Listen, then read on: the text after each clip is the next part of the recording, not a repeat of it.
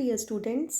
In our last class, we had discussed major landforms of India, in which we learned that the land surface of our country is not even everywhere.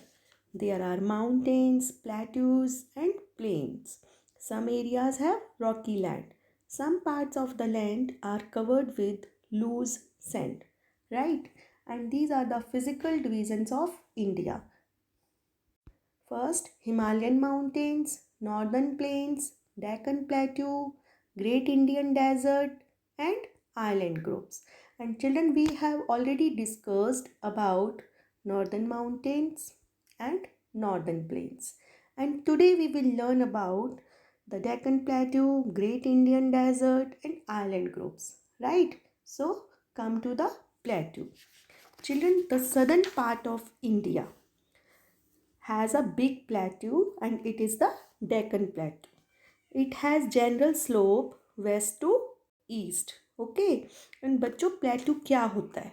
A plateau is an area of fairly level high ground with steep slopes which are higher than the surrounding area. हमारे surrounding area से जो थोड़ी सी हमारा ground level है वो ऊपर की ओर उठा हुआ होता है और प्लेटू की जो रूफ है वो फ्लैट होती है. ओके.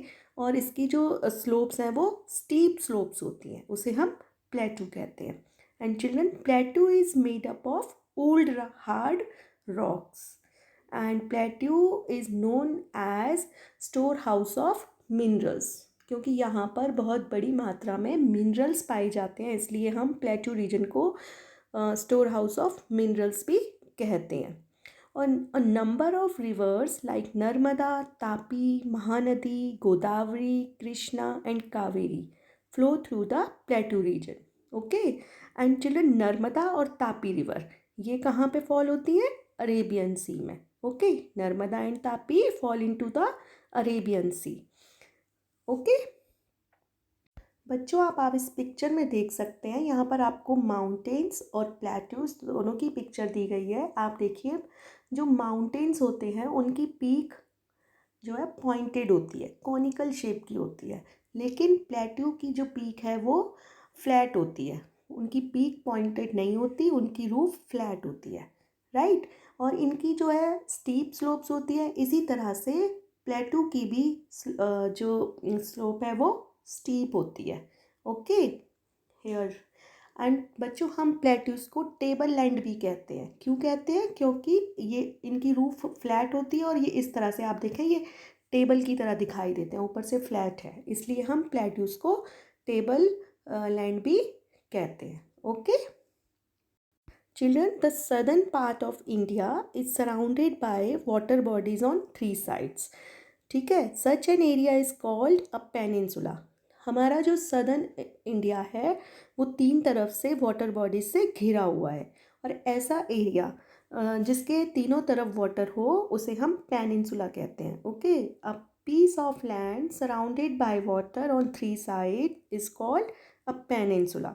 और हमारा जो सदर्न पार्ट है इंडिया का वो उसके तीनों तरफ वाटर बॉडीज हैं. Now see in the picture. Here in the west is Arabian sea, in the east is Bay of Bengal, and in the south is Indian Ocean. So the southern part of India is called a peninsular India. Okay. Children, now see island. An island is a piece of land surrounded by water bodies on all sides. अब island क्या होता है? Piece of land that is surrounded by water on all sides, जिसके चारों तरफ ये है piece of land. Okay. और इसके चारों तरफ जब पानी होता है तो उसे हम बोलते हैं island. Okay. A piece of land surrounded by water bodies on all sides. Right. And children, there are two groups of islands in India. They are Andaman and Nicobar island and Lakshadweep island. Andaman and Nicobar islands lie in Bay of Bengal and Lakshadweep Islands lie in Arabian Sea. Okay. Now see desert. The Great Indian desert. In the northwestern part of our country, the land is covered with loose sand. अब हमारे India का north western part है वो loose sand से covered है, वहाँ पर sand है. Okay, and it is the great Indian desert. और इसे हम किस नाम से जानते हैं? Great Indian desert. बच्चों, डेजर्ट क्या होता है?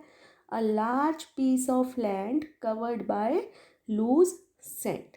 ओके, एंड डेजर्ट एरिया में बच्चों बारिश जो है वो बहुत कम होती है और कुछ प्लांट्स और ट्रीज ही वहाँ पर उगते हैं.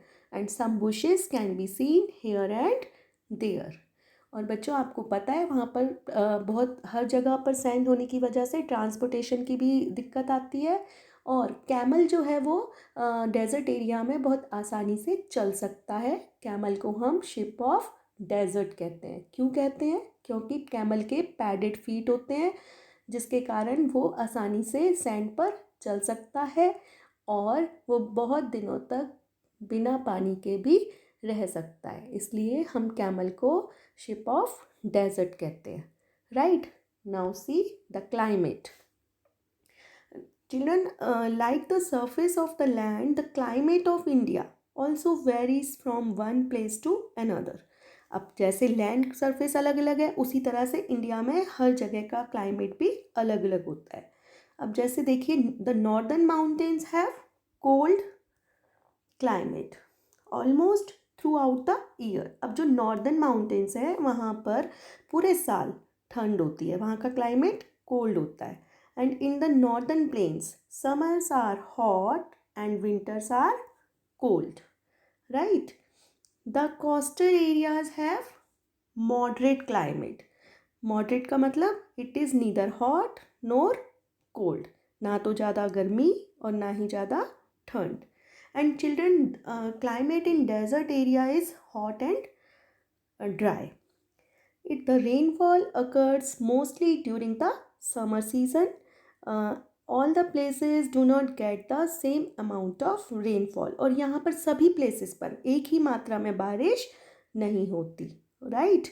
Now I think you all are able to understand this chapter. Now read this chapter thoroughly from your book and try to solve exercise work. Thank you, children.